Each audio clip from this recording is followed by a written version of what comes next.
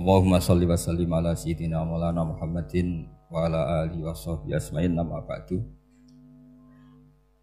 Ingkang sangat kula hormati, sangat kula takzimaken Kiai Haji Mustofa Bisri sedanten keluarga Kiai Haji Yahya dan semua keluarga besar Bani Mbah Bisri Mustofa. Ingkang sangat kula hormati Profesor Dr. Al-Habib Said Aqil Al-Munawwar. Beliau adalah profesor ahli hadis juga sekaligus ahli tafsir yang sangat kita hormati, sedanten yang hadir kita hormati. Mari bersama-sama nikmati audisi ini. Jadi ini saya digambar Mbah Mus untuk audisi. Jadi saya lulus apa enggak ya enggak tahu. Tapi saya pastikan tadi kalau Profesor Said Aqil Al-Munawwar fasih membaca Al-Quran, saya akan menjadi kompetitornya, akan fasih memaknai tafsir Quran. Karena saya sudah tidak mungkin bersaing di suara. Orang tahu semua kalau suara saya itu jelek. Mungkin Allah mau bagi-bagi rezeki. Jadi kalau saya suaranya bagus, nanti tidak diundang jadi mufassir, diundang jadi penyanyi hadroh. Jadi sudah itu saya nikmati saja. Begini, saya dari awal itu sudah saya perkirakan. Jadi kalau nasib saya baik, itu kalau kalian tidak paham itu akan ngomong gini, wah ilmunya Gus Bak tinggi sehingga kita tidak paham. Itu kalau nasib sedang baik. Kalau nasib saya buruk, itu minim artikulatif sehingga menjelaskannya bulat, itu pasti nggak pinter orangnya, menerangkan saja tidak mudah apa difahami. Tapi kalau nasib sedang baik, sampeannya nggak paham malah muji ilmu saya yang tinggi, padahal kadang nggak memahamkan memang rumusnya itu salah sehingga bulat. Tapi insya Allah nasib saya malam ini baik. Begini, saya dulu pernah berdoa berkali-kali sama Allah Subhanahu Wa Taala bahwa saya ingin membaca Quran itu fasih fil makna. Fasih itu artinya jelas, runtutan logikanya jelas. Sehingga barokahnya fasih itu logika Quran atau logika yang dibangun Quran itu menjadi benar-benar logika yang diterima siapa saja, termasuk diterima oleh orang kafir. Kita tahu Umar itu masuk Islam sebelum mondok apa enggak pernah mondok? Sebelum mondok, enggak pernah beliau ngaji tafsir. Nggak pernah mondok, tapi beliau dengar Quran itu faham. Karena logika yang diutarakan Quran itu logika sesuai fitrah salimah, sesuai akal yang apa? Sehat. Saya di mana-mana cerita karena ini kebanggaan para mufassir. Ketika Jubair bin Mut'im bin Adi menceritakan bapaknya yaitu Mut'im bin Adi. Beliau adalah orang yang sangat pintar sekali sehingga didelegasikan oleh kafir Quraisy untuk jadi negosiator di Asra Badrin. Jadi perang Badar itu kan ada Asra Badrin, orang-orang kafir yang ditawar Islam. Kemudian orang ini diutus untuk jadi negosiator. Singkat cerita pas datang ke Madinah pas Rasulullah SAW baca surat Wattur wa kitabim mastur fi raqim mansur sampai ayat am khuliqu min ghairi syai'in am humul khaliqun sampai ayat am khalaqus samawati wal ard. Di ayat itu Allah menceritakan kalau Tuhan-Tuhan yang kamu anggap Tuhan itu sebagai Tuhan, misalnya Lata, Uzza, Manat, enggak apa-apa kata Allah. Tapi kata Allah saya minta bukti prestasi mereka apa kalau sebagai Tuhan itu. Apakah pernah ikut menciptakan langit bumi? Atau kalau nggak bisa menciptakan urun kata Allah, urun semen sak-sak kata Allah, penting urun. Sehingga logika lalu terbangun, prestasinya apa? Tuhan-Tuhan yang kami tuhankan itu.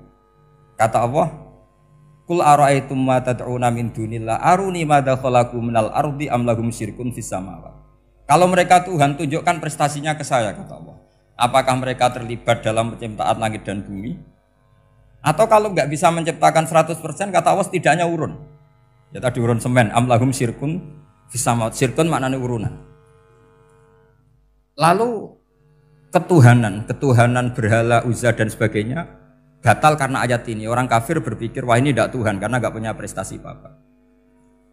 Lalu mereka secara ekstrim malah berpikir ateisme, tidak mengakui adanya Tuhan.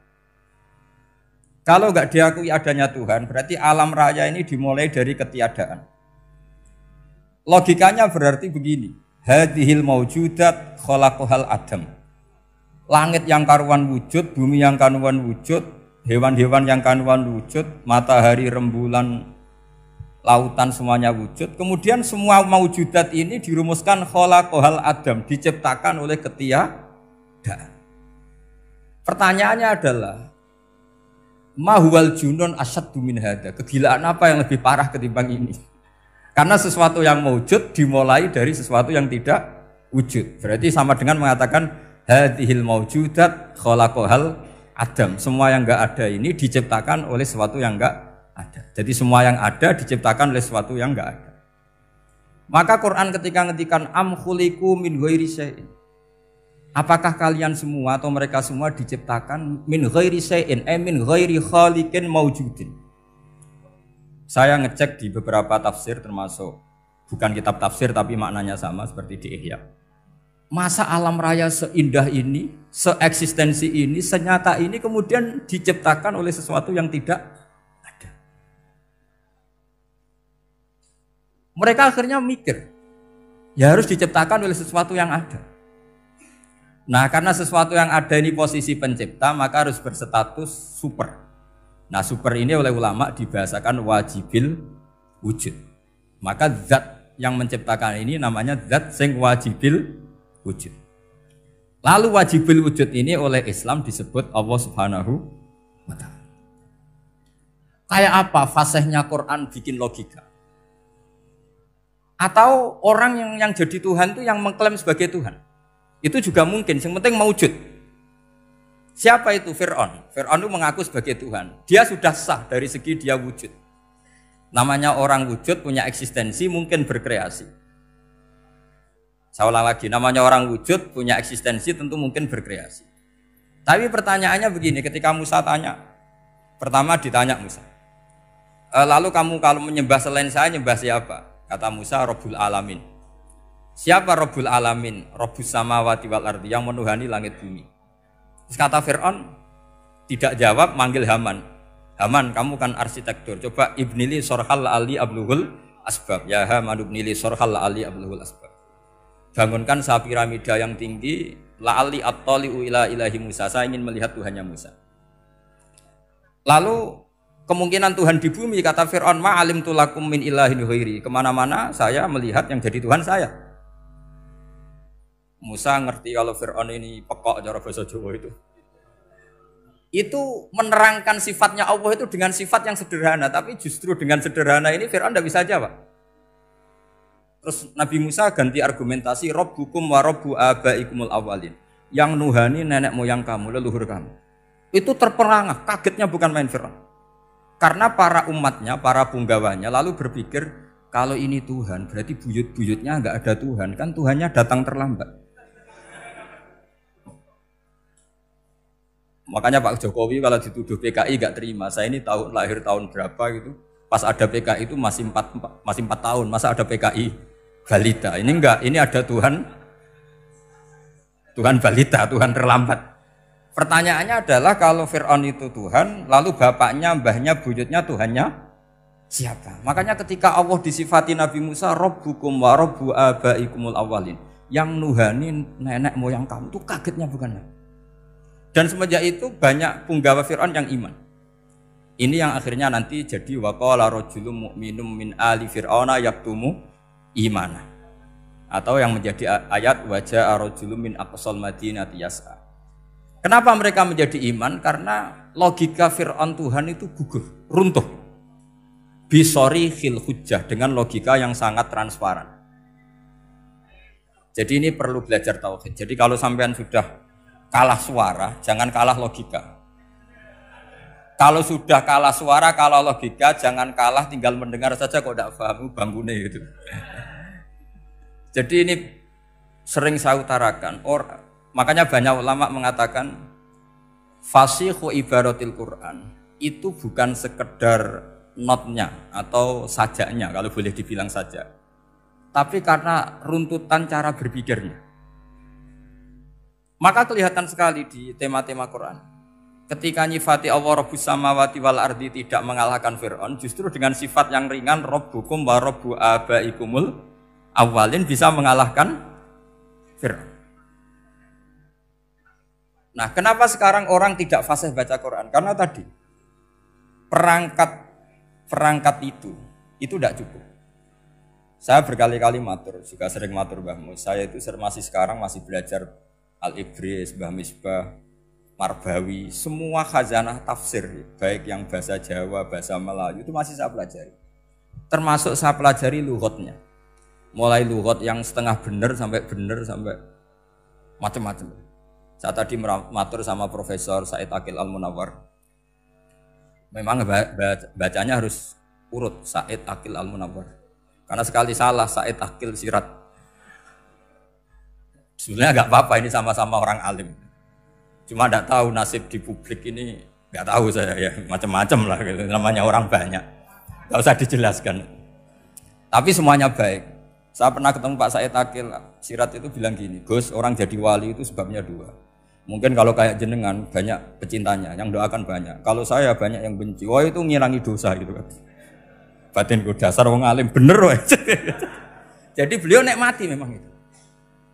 Karena mbah-mbahnya beliau itu sama dengan mbah saya yang dari keluarga Kudus. Buyut saya itu kakaknya buyutnya Pak Said Aqil. Jadi makanya jangan pernah benci orang alim. Orang alim bulet atau kayak opo itu masih saja punya alasan.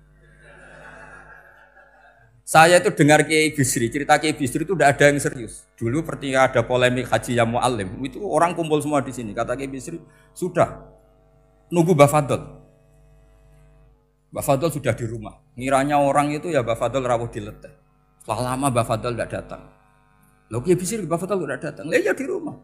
Lah mana kok tidak ada? Ya di rumahnya sendiri. Karena beliau nggak pernah bilang di rumahnya. Orang saja yang kepikiran kalau itu rumah leteh. Itu mirip seperti guyonannya Rasulullah SAW. Nabi itu kalau guyon itu tidak pernah bohong. Makanya di tiba itu disebut wayam zahu walayakul ilahakon. Nabi itu ya guyon, tapi nggak pernah bohong. Yang bohong kan khayal kamu. Masyhur itu ada orang sepuh sowan Nabi. Di kitab saya itu perempuan, tapi di beberapa kitab lelaki. Saya tidak tahu pastinya berapa. Biasanya ahli hadis mentahmilkan taat dudul kisoten atau taat dudul wakiaten. Oke, kita bayangkan itu perempuan. Ya Rasulullah, saya ini tergesa-gesa, nanti takut kemalaman. Ini orang sepuh. Jadi jangan kamu bayangkan Nabi Suwani wong ayu nom nanti jadi hoax. Orang sepuh. Oh di sini aja, tidak usah tergesa-gesa pulang kata Rasul. Nah nanti gimana? Saya jalan kaki ya Rasulullah sampai kampung saya itu nanti malam. Kata Nabi, la ahmilan naki alab hinako. Santai saja nanti tak pinjemin anaknya unta. Kata perempuan tadi, ma fa'altu bibninako. Apa yang bisa saya lakukan dengan anaknya unta? Sudah tenang saja kata Nabi.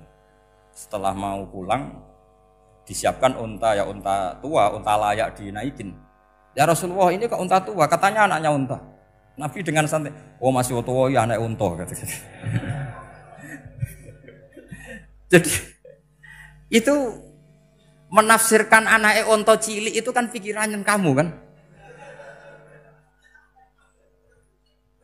Sebetulnya anak unta itu ya tua pun anak unta.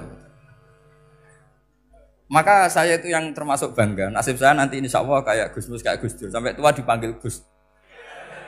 Tapi saya niatnya lebih buruk. Supaya nanti kalau saya salah pantas ngijek Gus.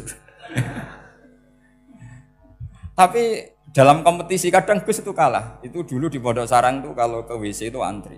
Itu yang di WC didodok. Supaya cepat keluar. Ayo cepat keluar, saya Gus. Dikira teror Gus itu yang di WC menjadi takut. Yang dalam WC gak kalah, saya malah kiai. Iya. Jadi memang kacau, kalau sudah logika itu kacau. Tapi di Ihya kitab yang populer dikaji di pesantren, itu ada babnya. Qadiyat itu pengarang tentang betapa wajibnya takdim sama Rasulullah. Tapi punya bab mizahun Nabi, guyonan-guyonannya Kanjeng. Cuma Nabi seninya tadi wala yaqulu illa haqqan. Meskipun guyon itu enggak pernah bohong, itu butuh seni itu. Bohong apa guyon tapi tidak pernah bohong. Tapi umatnya ada saja yang pernah niru. Ya termasuk Ki Bisri tadi. Sudah nunggu Mbah Fadl, sudah di dalam. Ketika ditunggu ternyata ya dalamnya Mbah Fadl sendiri bukan di dalam apa? Ada seorang raja yang gemar kawin karena orang Arab gemar kawin. Itu setiap ada perempuan cantik ingin dinikah. Nikah itu masih baik, jadi sama ndak usah anti. Soal kamu dengki sama orang poligami itu ya hasud gitu. Yang layak biar poligami, asal ada yang mau dan siap-siap ada tambah satu, hilang satu. Biasanya kan gitu. Singkat cerita dia itu cinta sama seorang perempuan. Nah perempuan itu ditanya-tanyakan sama pemuda situ ajudan dia. Gimana saya boleh nikah itu? Jawabannya tadi kaifa tankihuha wa qad ra'aitu qabbalaha rajul. Kok kamu nikahi gimana? Saya pernah melihat dia itu dicium seorang lelaki. Kamu itu seorang raja, masa nikahi perempuan yang pernah dicium seorang lelaki?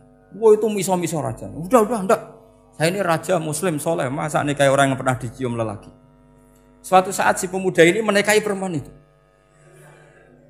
Mangkelnya bukan main, karena dia saingan sama raja, gak mungkin menang. Satu-satunya menang itu bikin hoax tadi itu.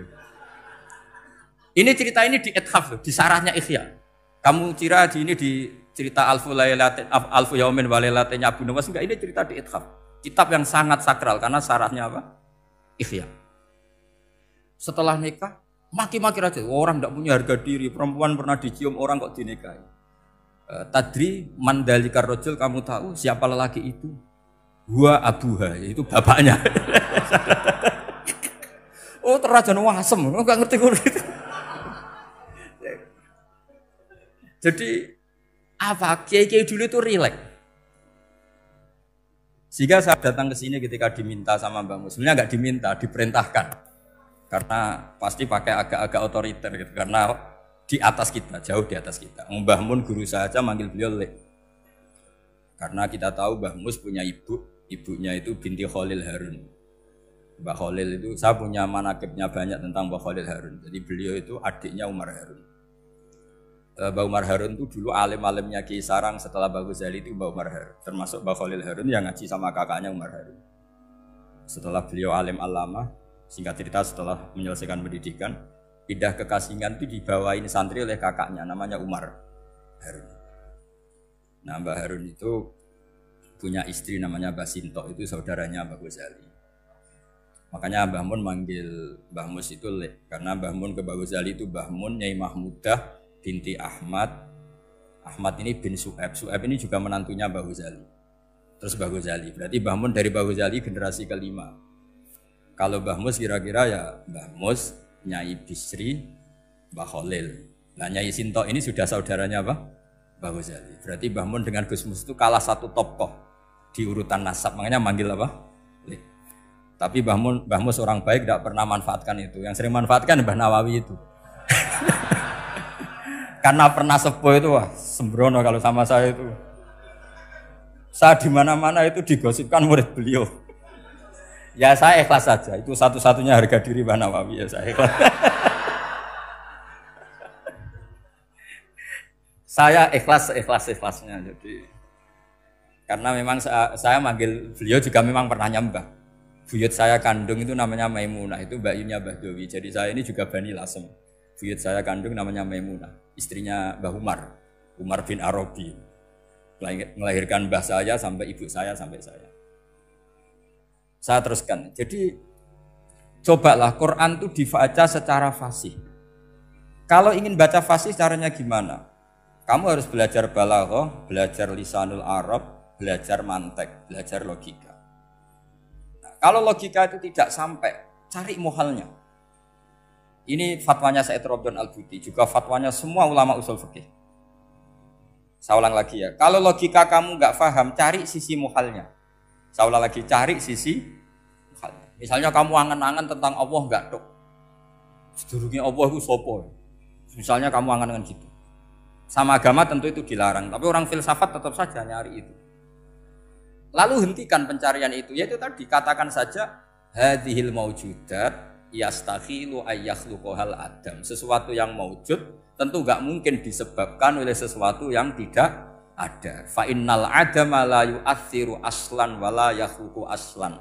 Namanya sesuatu yang enggak ada pasti tidak berstatus pencipta. Namanya saja enggak ada. Akhirnya la budda min ayyasbiqa hadzal alam maujudun.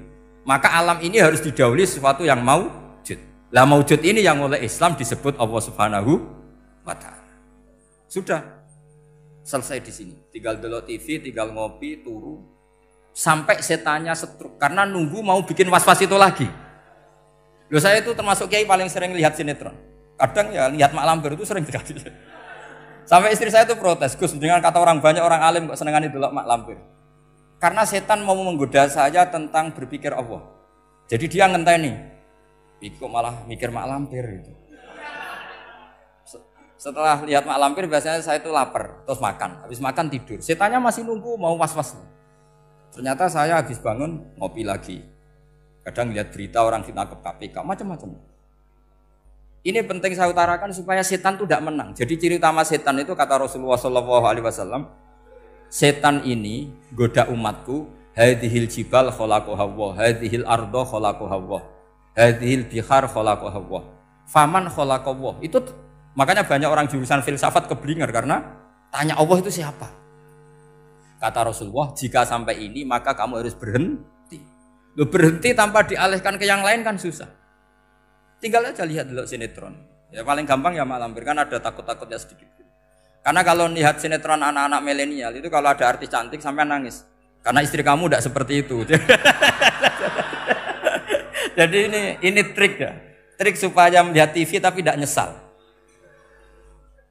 Makanya saya milihnya Angkring Darmo, Mak Lampir. Ya saya nggak mikir maknanya, butuhnya setan bin mangkol gitu.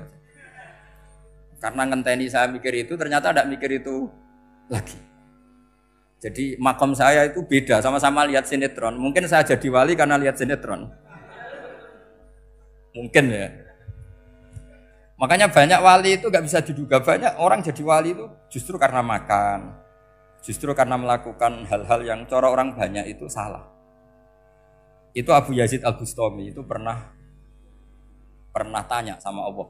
Kamu nggak usah bayangkan caranya tanya gimana. Enggak wali ya enggak tok. Sudah enggak usah tanya itu.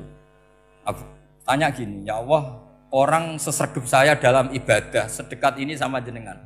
Lalu saingan saya dekat jenengan masuk surga itu siapa? Sama Allah ditunjukkan orang yang tidur, itu tidur yang. Ya teman kamu yang tidur di kamar. Enggak terima Bu ya, ini gimana kok bisa setingkat saya orang yang tidak tidur gitu. Yang saya ibadah terus istighfar terus. Tapi jawabannya Allah nih. Woe ibadah terus itu mergo wedi aku. Jadi kan nganggep aku iku rodok-rodok jahat gitu. Iki tuh ratu mergo yakin aku apian, mulane ditinggal turu. Jadi sampean jangan tiru makom saya ketika tidur. Itu punya kelas khusus. Tapi jangan tiru, ini cerita saja, sampean ndak harus niru. Karena sampean kalau niru itu harus ada Abu Yazidnya. Abu Yazid sudah nggak ada. Tapi itu ilmu. Ilmu yang cocok tidak cocok harus kita kaji. Saya tadi jagungan sama beliau sama Profesor Said Akil Al-Munawar. Beliau cerita sebetulnya sekolahan saya itu tentang usul fikih, tapi terkenal saya Profesor Tafsir. Tapi saya suka ilmu usul fikih, meskipun korbannya ya banyak. Biasanya orang jadi liberal gara-gara ya usul oke, sebenarnya nggak perlu dipikir lah itu macam-macam. Begini, dalam usul fikih yang mainstream itu kan ada hukum wajib, haram, ya makruh, terus macam-macam lah. Termasuk ada mubah. Mubah itu boleh dilakukan, boleh ditinggalkan. Dalam ilmu usul fikih sebetulnya definisi mubah boleh dilakukan, boleh ditinggalkan itu salah. Karena begini. Setiap Anda melakukan sesuatu yang mubah, pasti di saat itu meninggalkan sesuatu yang haram. Saya ulang lagi ya. Itsma min mubahin illa wa yatahaqqaqu bihi tarku haramimma. Semua teks di Lubul Usul seperti itu. Memang saya hafalkan karena ini cara saya jadi wali yang mudah murah. Itsma min mubahin illa wa yatahaqqaqu bihi tarku haramimma. Fayatahaqqaqu bisukun tarkul qatli wa bisukut tarkul qadzaf. Terus beliau membuat sekian contoh. Hukum mubah itu kata ulama yang lain kan boleh dilakukan, boleh ditinggal. Itu tidak benar. Mubah itu ya wajib. Karena setiap kita melakukan mubah, maka saat itu berarti kita meninggalkan barang haram. Coba orang tidur itu artinya apa? Tidak zina, tidak maling, tidak selingkuh, tidak mabuk. Sampean di pondok nikmati jagongan, rokokan, ngopi. Artinya nikmati rokok, nikmati kopi. Tidak menikmati tontonan di bar. Makanya kita berharap malaikat itu belajar usul fikih sehingga ketika kita rokok di pondok dilihat hada taroka melihat bar, wahada taroka melihat dangdutan, wahada. Jangan sampai malaikat bilang gini, dasar kere rakra delok. Itu repot kalau sampai begitu. Nah, kalau mubah itu artinya tarkul haram. Tarkul haram itu wajib apa sunat? Wajib kan? Berarti setiap orang melakukan mubah hakikatnya melakukan wajib dan itu artinya dapat pahala. Salah sampean ngajine ra khatam, dadi nglakoni mubah ku mengira tetep mubah. Maka berbahagialah orang yang ngajinya khatam. Makanya setahu saya kiai-kiai Mbah Mun ya sering guyon. Setahu saya Mbah Mun kalau ketemu Mbah Mus ya guyon terus. Guyonnya ini adalah waminal qutbi kata Imam Ghazali.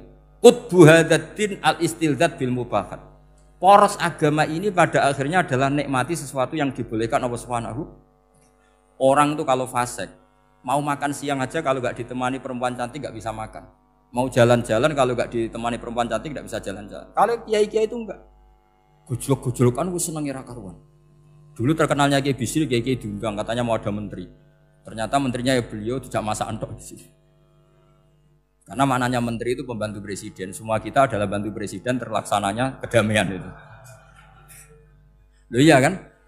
Saya berkali-kali ngomong di mana-mana. Apa artinya menteri pertanian kalau kita tidak nanam padi? Mbok pinternya kayak apa tetap nggak ada ketahanan pangan. Sekarang menjadi ketahanan pangan itu rumusnya menteri apa karena petani mau nanam padi?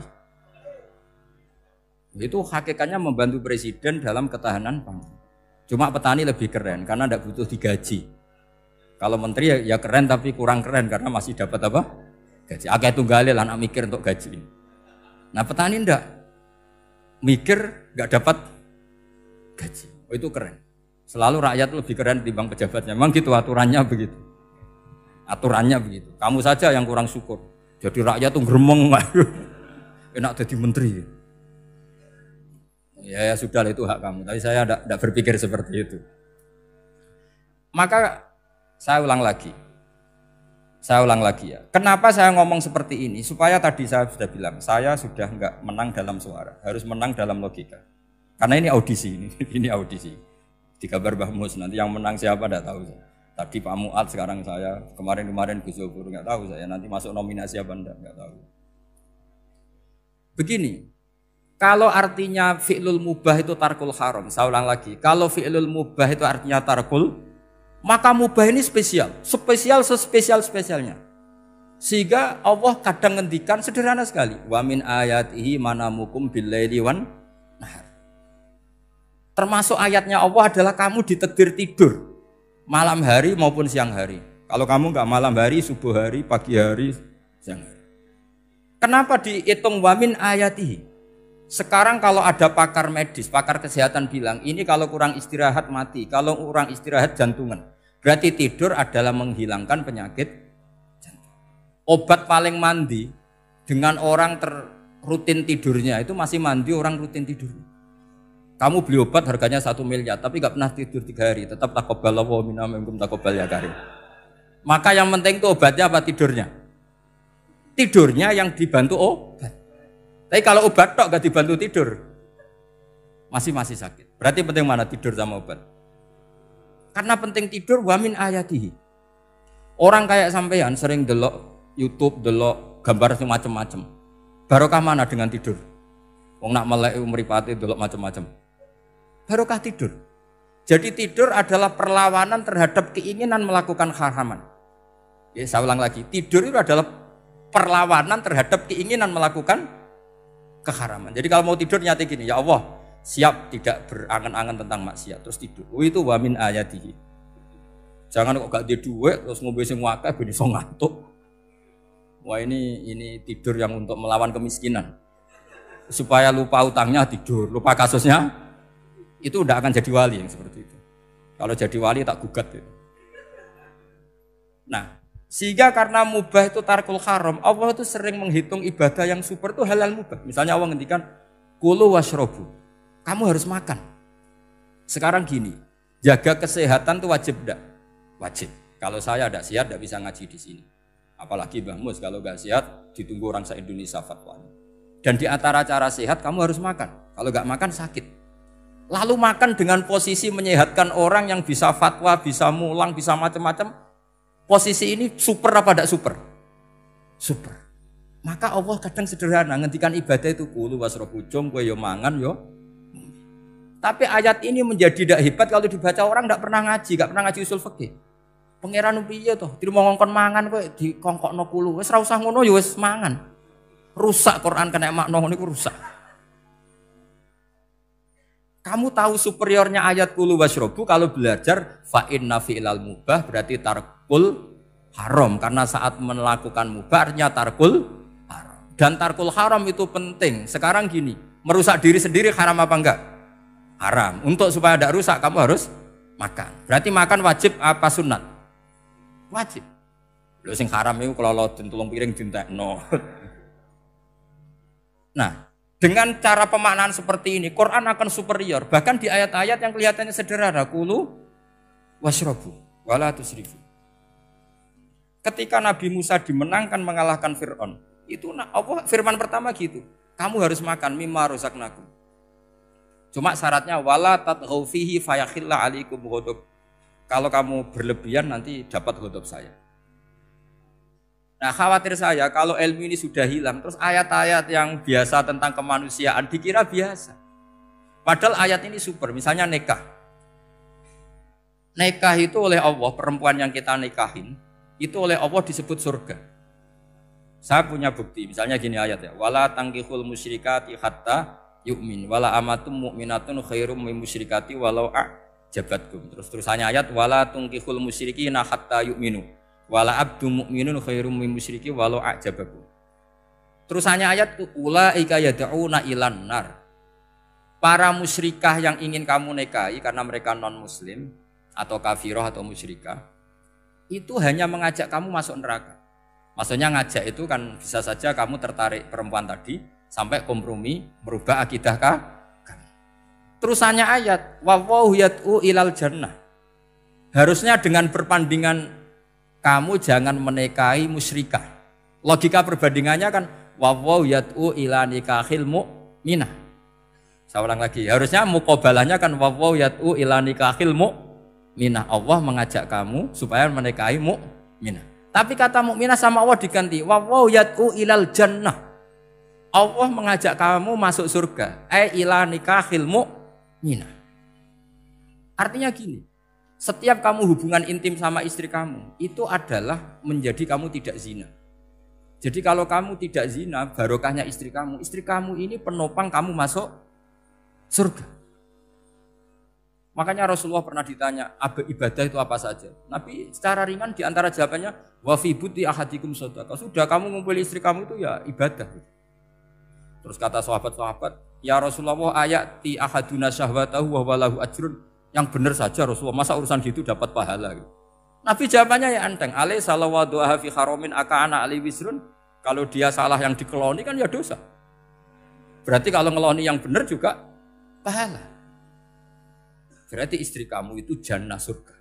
Cuma jannah yang agak aneh karena rewel itu agak aneh. Jadi itu jannah yang agak aneh. Maka supaya jannah ini tidak aneh, kata Rasulullah itu cara bersuami istri itu kata Rasulullah halla jariyatan tula ibuka wa tula ibuka. Sebagian riwayat halla jariyatan tudhahikuha wa tudhahikuka. Kamu cari perempuan yang gampang guyon, gampang rileks. Mula abah itu rileks, mudhahaka ya rileks. Saya berkali-kali cerita, saya ini termasuk orang yang nggak pernah diskusi penting sama istri saya. Karena takut tegang. Biasanya kalau tegang itu yang suaminya kalah. Jadi saya itu nggak pernah diskusi penting.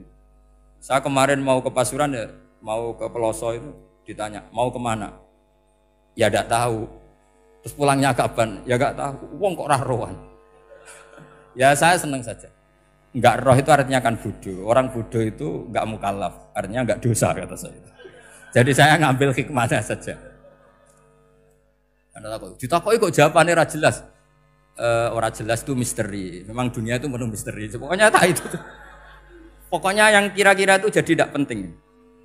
Rasulullah tuh kalau debat sama istrinya ya milih gitu, milih mula abba mudhahaka. Saya punya sekian cerita betapa Rasulullah tuh rileks ngadepin cemburu-cemburunan. Sayyidah Khadijah tentu orang yang super bagi Rasulullah. Sampai ketika adiknya Sayyidah Khadijah, kalau nggak salah namanya itu Halah itu.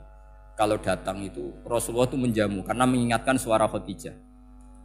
Kalau muji Khadijah itu sudah langit Rasulullah. Sehingga Aisyah itu cemburu.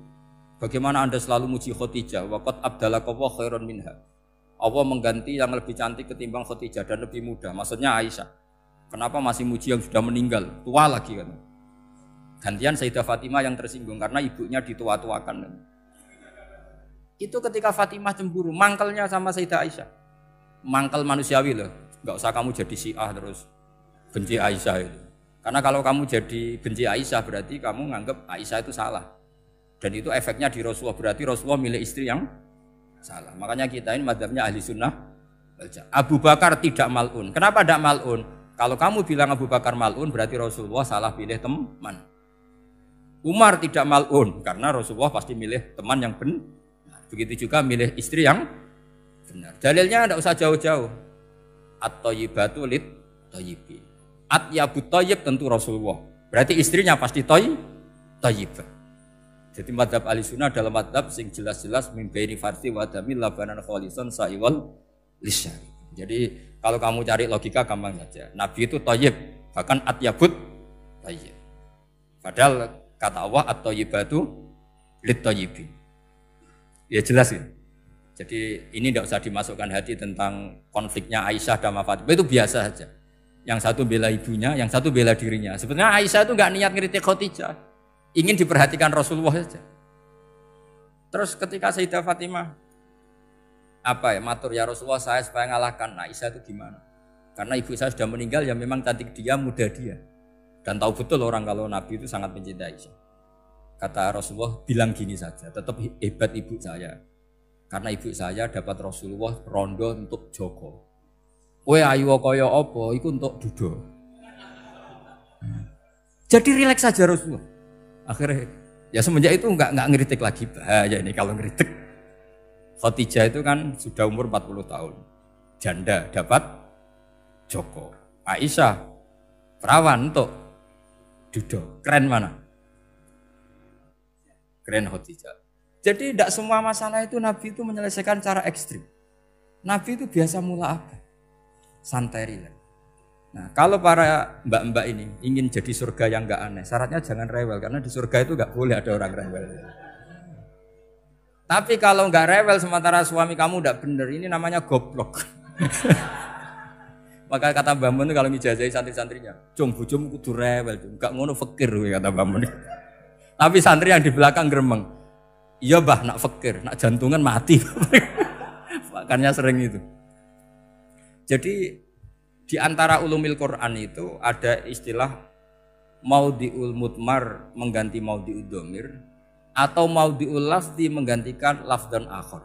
Itu memang agak jadi medhi ilmu tafsir, tapi bagi pelakunya itu menjadi gampang. Ya tadi, ketika Allah melarang nikah hal musyrikah, saya ulang lagi. Ketika Allah melarang nikah hal musyrikah, normalnya perbandingannya kan wallahu yad'u ila nikahil mu'minah. Tapi sama Allah digenti, wallahu yad'u ilal jannah. Itu menunjukkan bahwa nikahul mukminah adalah al jannah. Karena kamu hubungan intim ya ibadah, diwamuk kowe sabar ya ibadah, nafakoi ya ibadah, neng-nengan kejahatan senjata juga ibadah. Seru Bang, neng-nengan itu seru. Karena memang di antara sistem tubuh kita itu butuh masa-masa jeda. Itu mari cerdas. Karena tubuh kita ini tidak hanya butuh seneng, tapi juga butuh susah. Susah itu melahirkan kearifan. Jajal bojomu tahu minggat, mesti kearifan kamu meningkat. Jadi minggat itu ya penting. Nikmati saja. Loh, ini saya nggak ngajari keburukan. Memang seperti itu. Nah, saya berharap ilmu usul fikih ini tidak boleh hilang. Karena dengan ilmu usul fikih kita tahu mubah adalah tarkul haram dan tarkul haram adalah wajib. Maka Allah sering sekali membicarakan sesuatu yang mubah itu superior. Kayak tadi wa min ayatihi manamukum billaili wan. Nah, termasuk ayatnya Allah adalah kamu itu tidur. Cara berpikir tadi, kalau saya tidak tidur sakit, kalau sakit habis biaya banyak. Sementara tidur hanya butuh seperti ini. Betapa baiknya Allah dengan tidur bisa menjaga kesehatan yang kalau tidak dijaga berbiaya tinggi. Berarti hadan naumul ibadah. Terus ulama bilang tidur itu ibadah kalau niatnya litaqawi alal ibadah. Tapi nak wae blojo turu lah itu sing masalah. Tapi tentu ilmu itu ada pembanding. Sekarang ketika kamu tidur itu tarkul wajib apa tarkul haram lah itu masalahnya. Seringnya kamu itu tarkul wajib. Wae mulang turu. Wae ngantor wong kerja turu. Lah itu tarkul haram apa tarkul wajib? Tarkul wajib. Kalau tarkul wajib berarti status tidur kamu haram. Sudah pinter ini sudah maju ini sudah maju. Jadi saya belajar usul fikih lagi-lagi karena untuk menjadi mufassir itu harus menguasai balaghah, menguasai usul fikih, menguasai lisanul arabi. Nah, lisanul arabi yang sering saya contohkan berkali-kali. Saya punya kitab namanya Ar-Risalah. Orisinil karangannya Imam Syafi'i. Saya baca beberapa kali khatam. Juga saya beberapa kali bacakan santri. Itu kalau memaknai Quran secara lisanul arabi itu gampang sekali. Gampang sekali. Ketika Imam Syafi'i mengatakan kamu boleh tayamum ketika bepergian dan saat bepergian itu tidak menemukan air. Syaratnya kamu tolabul ma', cari-cari dulu. Ketika ditanya sama ashabu Syafi'i, kenapa harus cari-cari dulu? Jawabannya enteng. Li'anna Allah ta'ala yaqul falam tajidu ma'an wala yuqalu liman lam yatlub lam yajid. Karena Allah ngendikan kemudian kamu tidak menemukan air. Di mana-mana tidak menemukan setelah mencari. Kalau belum mencari namanya tidak tahu. Jadi dari kata falam tajidumaan kemudian kamu tidak menemukan. Tidak menemukan berarti apa? Setelah mencari. Sehingga beliau mensyaratkan dicari-cari dulu baru berkesimpulan tidak menemukan. Nah setelah tidak menemukan kamu baru boleh tayang. Segampang itu ilmu usul fikih di depan Imam Syafi'i. Ulumul Quran dianalisis dengan usul fikih. Ketika ditanya kenapa Anda mensyaratkan nikah itu pakai wali? Ayatnya apa? Kalau hadisnya jelas, la nikaha illa biwaliyin mursyidin. Ayatnya apa? Imam Syafi'i secara enteng baca ayat fala ta'duluhunna ayyankihna azwajahunna idza tarawdu bainahum bil ma'ruf. Jika wanita yang kamu waleni, saya ulang lagi, jika perempuan yang kamu walikan, misalnya kamu punya anak yang umur 20 tahun ingin nikah sama seseorang. Sing seseorang ini layak. Ya misalnya kiai ya apal alfiyah. Tadi kata Mbah Mus itu muridnya Mbah Khalil itu alfiyah diwolak-walik apa. Saking seringnya belajar alfiyah kata beliau sampai santri apal alfiyah wolak-walik tapi raro carane jamak kosor. Karena dulu pondoknya mau pondok nahwu. Jadi kayak di ngelirap itu. Tonggone nganti apal fa'ala yaf'ulu fa'lan. Cinone weh apal saking bedino itu ujiane ra selawatan fa'ala yaf'ulu fa'lan wa ma fa'lan wa fa'ilun. Jadi pondok ya macam-macam. Itu saya tadi sampai mana itu? Tentang apa? Wali nikah tadi. Di bab fikih, saya ulang lagi di bab fikih. Itu kata Allah, jika perempuan yang kamu walikan itu ingin nikah, fala ta'duluhunna, jangan kamu larang.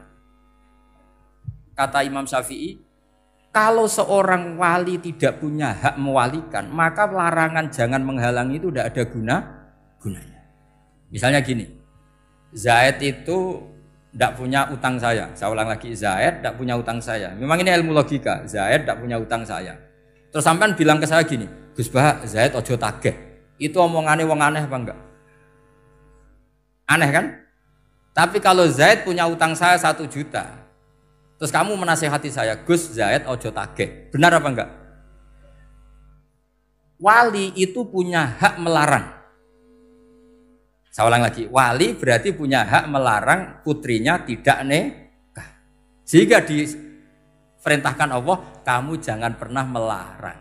Berarti punya hak melarang. Kayak tadi, Gus ojo tageh, berarti aku dia hak nageh. Misalnya otoritas bandara ATR, pesawat Boeing sekian-sekian Lion, bolehkan landing di sini. Karena operatornya punya hak melarang. Juga punya hak mengizinkan. Tapi kalau orang lain kamu bilangin, Pesawat Lion nggak boleh landing di Semarang. Orang lain yang nggak terkait dengan otoritas itu. Aneh nggak omongan itu? Aneh. Kalau wali dilarang menghalangi perempuan ingin nikah harus memberi izin maksudnya. Maka berarti wali punya hak menikahkan. Paham yang saya maksud? Makanya Imam Syafi'i mensyaratkan seorang perempuan yang nikah harus pakai wali. Jadi segampang itu. Kitab Ar-Risalah menerangkan ulumul Quran. Dan dalam banyak hal ulama dulu itu, makanya saya tadi berjanji karena Quran itu bisa kamu baca fase, kamu dengerin suara enak ya enak, kamu dengerin logika yang enak ya enak. Jangan sampai kamu udah dua-duanya. Suaranya sudah ada enak, logikanya tidak enak, itu kacau namanya. Ketika Imam Syafi'i ditanya, bagaimana hukumnya uzubah? Uzubah itu gak nikah. Padahal ada hadis waman rohiba an sunnati falesa. Kata Imam Syafi'i ya gak apa-apa. Kenapa? Fa inna Allah ta'ala dzakara 'abdan sholihan wa qala wa sayyida wa hasura wa nabiyya minas sholihin. Allah menyebut nabi yang soleh dan di antara nabi yang soleh itu ada yang berstatus hasur. Hasur itu tidak ada keinginan sama perempuan. Akhirnya tidak nikah. Berarti tidak nikah itu boleh karena ada nabi yang tidak nikah. Segampang itu dulu. Saya punya kitab, saya ini baru gencar-gencarnya kampanye kitab Syajaratul Ma'arif. Karena memang kitab itu bagus, menurut saya simpel dalam memahami Quran. Jadi anggap saja ini bentuk penghormatan saya sama Ki Bisri yang sudah mengkhidmai, mengenalkan ulumul Quran lewat tafsir Al-Ibris. Yang Ki Misbah punya tafsir Al-Iqlin. Memang dua beliau itu kalau yang satu ngarang terjemah Alfiyah, yang satu yang ngarang satu. Ini dua kutub yang berbeda, yang satu sangat rileks, yang satu sangat seperti itu. Nggak usah diterjemah nanti jadi repot. Itu ulumul Quran yang ditulis Syajaratul Ma'arif itu gampang sekali. Misalnya begini, beliau bikin judul Babun Nafil Ibad Bikullil Bilad. Bab seseorang harus manfaat kapan saja dia berada. Itu terus beliau qala ta'ala wa ja'alani mubarakan ainama kuntu. Ciri utama para nabi itu ngendikan wa ja'alani mubarakan ainama kuntu. Saya dijadikan di mana-mana itu berkah. Jadi seseorang hidup harus di mana-mana manfaat. Terus ketika beliau ngendikan babun la yutrakul haqqu li ajril batil, bahwa kebenaran tidak boleh ditinggalkan hanya karena ada banyak kebatilan. Beliau terus ngendikan inna sofal marwata min sya'airillah faman hajjal baita wa atamara fala junaha alai ayat tawafa bihima. Jadi di sofa itu ada berhala namanya Isaf, di Marwah ada berhala namanya Nailah, atau sebaliknya pokoknya Isaf dan Nailah. Terus sahabat kalau mau sa'i itu merasa dosa karena harus melewati berhala-berhala itu. Sehingga mereka tanya, ya Rasulullah, saya ini tetap tawaf gak? Padahal di tempat-tempat itu ada berhala. Terus kata Allah, tetap tawaf. Nah, tetap tawaf ini artinya apa? Melakukan barang hak meskipun di situ banyak kebatilan. Itu manhajnya para orang-orang alim kita. Mbah Mun, Mbah Mus itu ya berkawan sama orang yang macam-macam. Kamu tidak usah ngeritik. Itu fikihnya sudah kelas tinggi. Fikihnya tuh la yutrakul haqqu li ajlil batil. Saya di mana-mana cerita. Saya punya kitab namanya Khilyatul Auliya wa Tabaqatul Asfiya. Itu syarat kamu kalau daftar wali harus punya kitab itu. Khilyatul Auliya wa Tabaqatul Asfiya. Itu karangannya Abu Nu'aim Al-Asfihani. Kitab itu yang jadi indukan Ihya ketika menyebut manaqibul akhyar. Kita tahu Ihya kalau bab tasawuf mengikuti Kutil Qulub yang dikalang Abu Thalib Al-Makki. Kalau fikih tentu beliau mengikuti Imam Haromen gurunya, yaitu kitab Nihayatul Matlab fi Dirayatil Madhab. Kalau manaqibul akhyar beliau ngikuti kitab Khilyatul Auliya. Dan ngikuti itu penting kalau dalam tradisi kiai. Enggak boleh seorang kiai kok mikir sendiri. Namanya mustakil. Kalau mustakil itu mubtadi', bikin tatanan baru dalam agama. Justru ulama itu harus niru sebelumnya karena sanad itu harus musalsal. Enggak boleh. Imam Syafi'i bilang haram terus kamu bilang halal. Terus murid kamu bilang makruh.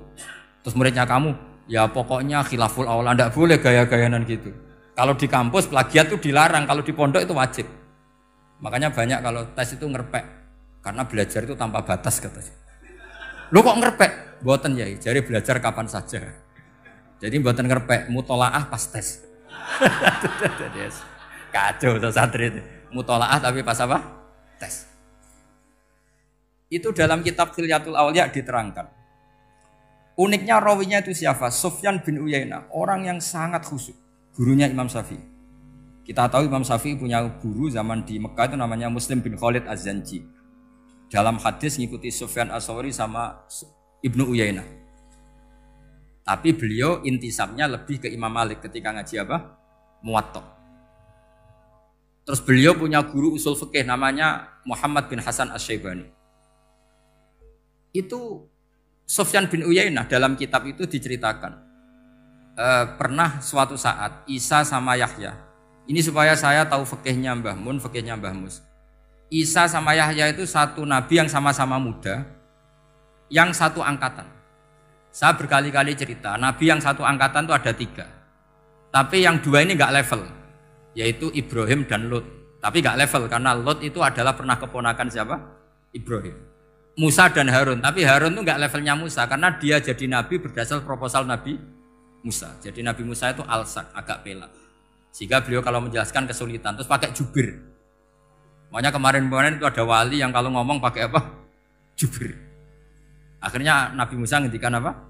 Waj'alli waziran min ahli Haruna akhi usdud bihi azri wa asyrikhu fi amri. Ya Allah, saya ini lisannya agak pati fasih. Tolong Harun sing huwa afsahu minni lisanan. Yang lisannya lebih fasih tolong jadikan nabi. Sama Allah dituruti, Harun jadi apa? Nabi. Tapi yang dapat wahyu Musa, jadi dia hanya jubir. Makanya seangkatan tapi tidak level. Yang seangkatan level itu hanya Yahya dan Isa. Nabi Isa kita tahu berstatus wa yukallimun nasa fil mahdi wa kahla. Jadi mulai kecil sudah pinter. Nabi Yahya ya enggak kalah keren. Ya Yahya khudil kitab bi quwwah wa atainal hukma sabiyya. Ketika kecil sudah pinter. Jadi ini rivalitas dalam ilmu. Makanya khilaf itu penting. Jangan gontok-gontokan berarti ora tau ngaji. Khilaf itu penting. Nabi Yahya itu kalau jalan-jalan sampai Nabi Isa, itu yang Nabi Yahya mesti tanya, aina khiyarun nas, rumahnya orang baik mana? Saya mau nginep di situ.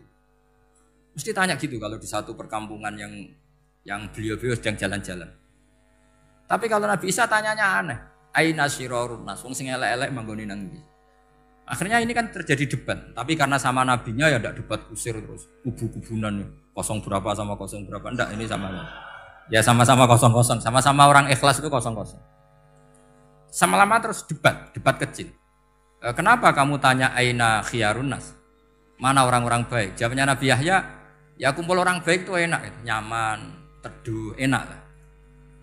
Nah kamu kenapa kok tanya mau nginep di aina syirarun nas? Ana nabiyun, ana tobibun, udawil mardo. Saya ini dokter, Nabi itu dokter. Di mana-mana dokter menyembuhkan yang sakit. Kalau Anda peneliti penyakit, cari daerah yang banyak endemik penyakit apa yang daerah sehat? Daerah yang kena endemik penyakit. Tapi problemnya Anda sendiri berpenyakitan, kalau ke situ tambah nemen. Itu. Ya sama, kalau kamu kira-kira tidak kuat ya jangan kumpul orang yang seperti itu. Kamu tidak kuat kan, malah katut. Tapi fikih-fikih kiai-kiai kita, guru-guru kita, berteman orang macam-macam tenang saja. Karena mereka kekuatan kesalehannya sudah absolut, sudah kuat sekali. Ya tentu bi'aunillah wa bitaufiqih. Sehingga kamu tidak usah meki para guru-guru kita. Saya pernah didhawuhi Mbah Mun.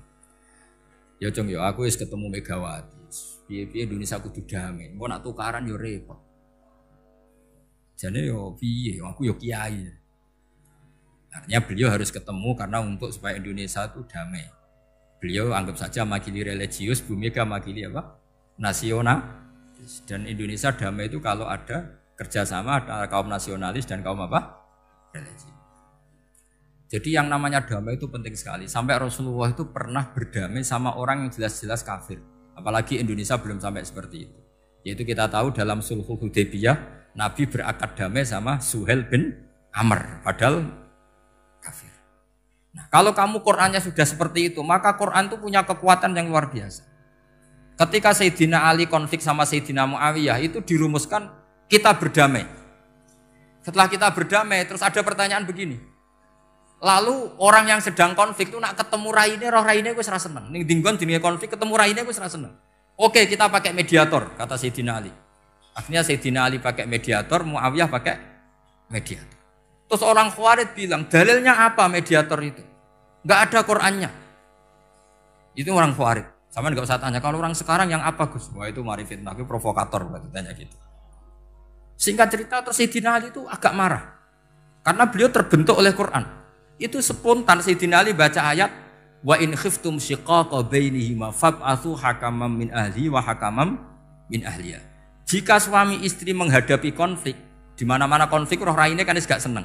Maka yang keluarga lelaki kirim mediator, yang keluarga perempuan kirim. Terus dari Sayyidina Ali, wa ummatu Muhammad a'dhamu min amri rajulin wa imra'atin.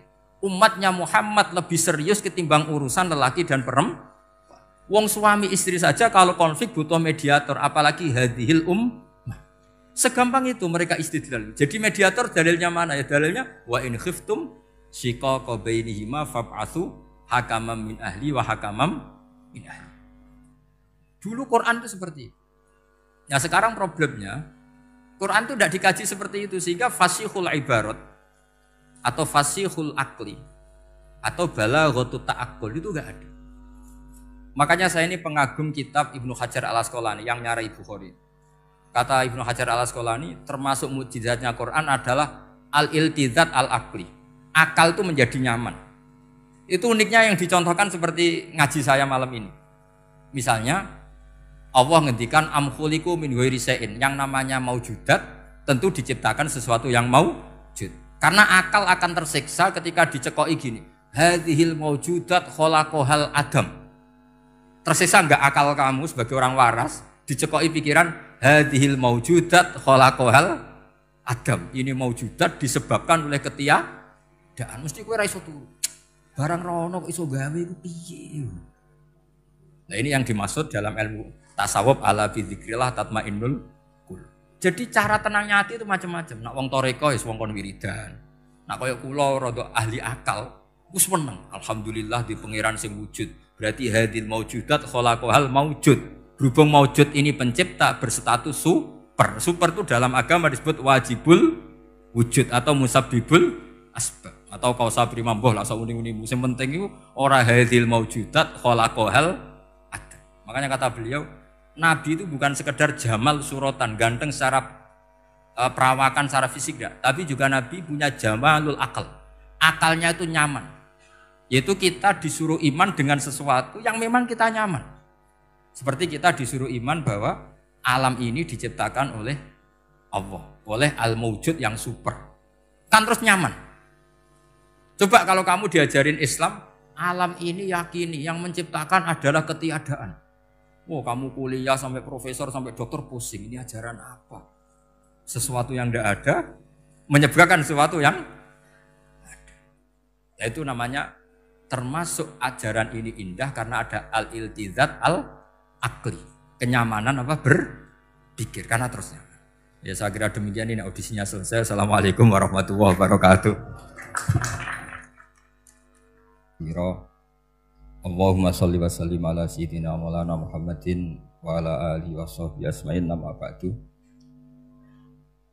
Ingkang sangat kula hormati, sangat kula takzimaken Kiai Haji Mustafa Bisri, sedanten keluarga Kiai Haji Yahya dan semua keluarga besar Bani Mbah Bisri Mustafa. Ingkang sangat kula hormati Profesor Dr. Al-Habib Said Aqil Al-Munawwar. Beliau adalah profesor ahli hadis juga sekaligus ahli tafsir yang sangat kita hormati, sedanten yang hadir kita hormati. Mari bersama-sama nikmati audisi ini. Jadi ini saya digambar Mbah Mus untuk audisi. Jadi saya lulus apa enggak ya enggak tahu. Tapi saya pastikan tadi kalau Profesor Said Aqil Al-Munawwar fasih membaca Al-Quran, saya akan menjadi kompetitornya, akan fasih memaknai tafsir Quran. Karena saya sudah tidak mungkin bersaing di suara. Orang tahu semua kalau suara saya itu jelek. Mungkin Allah mau bagi-bagi rezeki. Jadi kalau saya suaranya bagus, nanti tidak diundang jadi mufassir, diundang jadi penyanyi hadroh. Jadi sudah itu saya nikmati saja. Begini, saya dari awal itu sudah saya perkirakan. Jadi kalau nasib saya baik, Itu kalau kalian tidak paham itu akan ngomong gini, wah ilmunya Gus Bak tinggi sehingga kita tidak paham. Itu kalau nasib sedang baik. Kalau nasib saya buruk, itu minim artikulatif sehingga menjelaskannya bulat. Itu pasti nggak pinter orangnya. Menerangkan saja tidak mudah apa? Difahami. Tapi kalau nasib sedang baik, sampeannya nggak paham malah muji ilmu saya yang tinggi. Padahal kadang nggak memahamkan, memang rumusnya itu salah sehingga bulat. Tapi insya Allah nasib saya malam ini baik. Begini, saya dulu pernah berdoa berkali-kali sama Allah Subhanahu Wa Taala bahwa saya ingin membaca Quran itu fasih fil makna. Fasih itu artinya jelas, runtutan logikanya jelas. Sehingga barokahnya fasih itu logika Quran atau logika yang dibangun Quran itu menjadi benar-benar logika yang diterima siapa saja, termasuk diterima oleh orang kafir. Kita tahu Umar itu masuk Islam sebelum mondok apa gak pernah mondok? Sebelum mondok, gak pernah beliau ngaji tafsir, gak pernah mondok. Tapi beliau dengar Quran itu faham. Karena logika yang diutarakan Quran itu logika sesuai fitrah salimah, sesuai akal yang apa? Sehat. Saya di mana-mana cerita karena ini kebanggaan para mufassir. Ketika Jubair bin Mut'im bin Adi menceritakan bapaknya yaitu Mut'im bin Adi. Beliau adalah orang yang sangat pintar sekali sehingga didelegasikan oleh kafir Quraisy untuk jadi negosiator di Asra Badrin. Jadi perang Badar itu kan ada Asra Badrin, orang-orang kafir yang ditawar Islam. Kemudian orang ini diutus untuk jadi negosiator. Singkat cerita pas datang ke Madinah pas Rasulullah SAW baca surat Wattur wa kitabim mastur fi raqim mansur sampai ayat am khuliqu min ghairi syai'in am humul khaliqun sampai ayat am khalaqus samawati wal ard. Di ayat itu Allah menceritakan kalau Tuhan-Tuhan yang kamu anggap Tuhan itu sebagai Tuhan, misalnya Lata, Uzza, Manat, nggak apa-apa kata Allah. Tapi kata Allah saya minta bukti prestasi mereka apa kalau sebagai Tuhan itu. Apakah pernah ikut menciptakan langit bumi? Atau kalau nggak bisa menciptakan urun kata Allah, urun semen sak-sak kata Allah, penting urun. Sehingga logika lalu terbangun, prestasinya apa? Tuhan-Tuhan yang kami tuhankan itu. Kata Allah, Qul ara'aytum ma tad'una min dunillah aruni madza khalaqu minal ardi am lahum syirkun fis samawati. Kalau mereka Tuhan tunjukkan prestasinya ke saya kata Allah. Apakah mereka terlibat dalam penciptaan langit dan bumi? Atau kalau nggak bisa menciptakan 100% kata Allah setidaknya urun. Ya tadi urun semen am lahum syirkun fis samawati. Syirkun maknanya urunan. Lalu ketuhanan berhala Uzza dan sebagainya batal karena ayat ini. Orang kafir berpikir wah ini tidak Tuhan karena nggak punya prestasi apa-apa.